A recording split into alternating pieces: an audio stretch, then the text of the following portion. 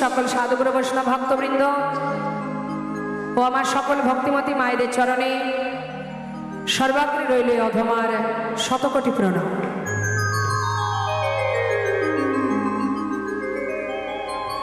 আজ আমরা এখানে সারাদিন ব্যাপী কৃষ্ণ কথা, হরিকথা, লীলা কথা আস্বাদন করছি। তো আজ এই সুন্দর হরিবাসরে যে উদ্দেশ্যে আমাদের আসা, সেটা হচ্ছে পরমাত্মার সেবা। এটা কিন্তু আমাদের এই দেহ রক্ষার জন্য নয়।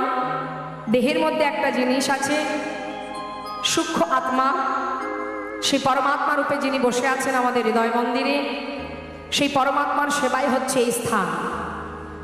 তো সবাইকে মনে রাখতে হবে, আজ আমরা এখানে বসে আছি আত্মা পরমাত্মার সেবার জন্য।